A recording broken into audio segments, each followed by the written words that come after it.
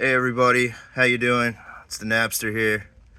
So I want to tell you about the time I stole $57,000 from my stepdad. Let me first off start by saying a little context. My stepdad, he was a real POS, abusive. He cheated on my mom the whole marriage pretty much. Anyways, after they got divorced, he became rich as hell, and he started his own business, yada yada yada. So, anyways, it's like 2013, January or February, and I was living in St. Pete, Florida. And after he made all this money, he kept trying to win my mom back. I guess he felt bad trying to buy her stuff all the time, take her out to dinner. So, anyways, he's like, "Hey, I'm going to Amsterdam. Can you just stay at my condo on the beach, for 2 weeks and make sure everything's good with it and just keep it up, and you can stay there?" She's like, "Yeah, sure." So anyways, after he leaves, she's like, "Hey, I'm gonna be gone for a couple days. I have to work. John left this condo to me, so if you and your friends want to come hang out, it's got a pool and it's new." I'm like, "Yeah, that sounds great." It's right on the beach too, Indian Rocks Beach. So anyways, so I get up there and she lets me in. She's like, "All right, well, I'm leaving." I'm like, "All right." And at the time, I'm into painkillers. I'm in my mid 20s, among other things, but mainly just painkillers. So I'm kind of like rummaging through his stuff, see if I could pawn anything, because he always bought a bunch of toys and he just like threw them in the closet. He never played with them. So I was looking for like an Xbox or something I could pawn the next day. Anyways, I go into his closet and I'm looking. I see this safe. It's like 4 feet tall and it's open just a crack. I was like, interesting.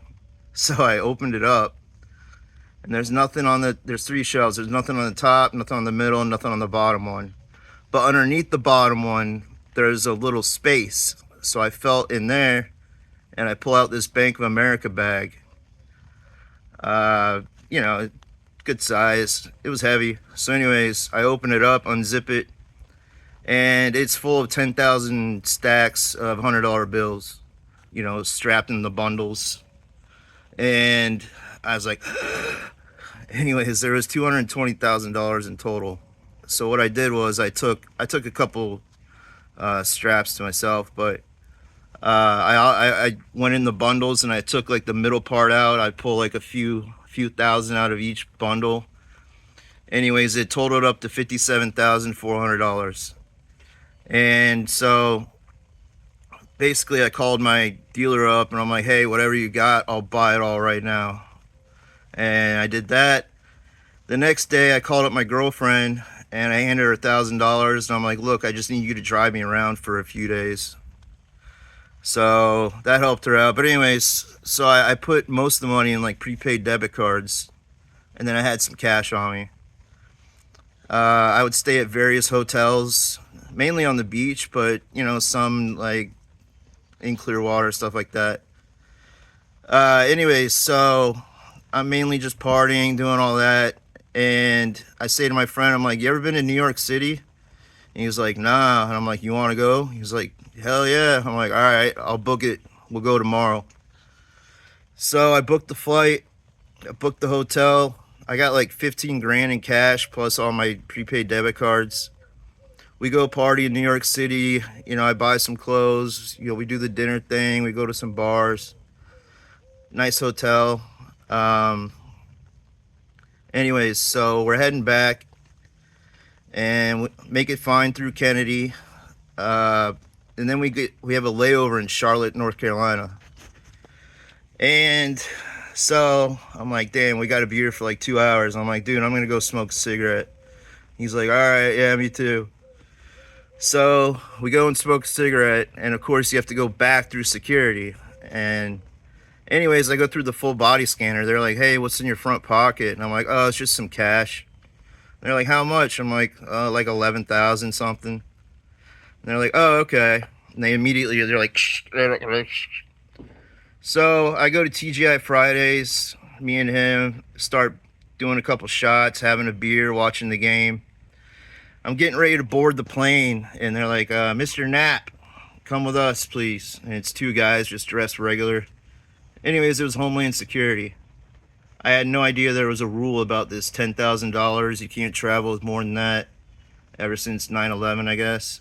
So I'm in the room with them. They're like, who do you work for? What are you doing with this kind of money? I told them that I inherited it, all that. They try to check up on it. Anyways, 2 hours later, they take all my cash. They confiscate $11,400. And so they're like, but you're lucky because we're going to let you keep your prepaid debit cards. I'm like, oh, thanks. I call my mom immediately. I'm like, call an attorney. I don't think they're allowed to take my money like this. And what does she do? She calls my stepdad. And she's like, hey, TD has a bunch of money and they stopped him at the airport. So what does he do? He immediately goes, checks his safe, and he discovers that it's been tampered with.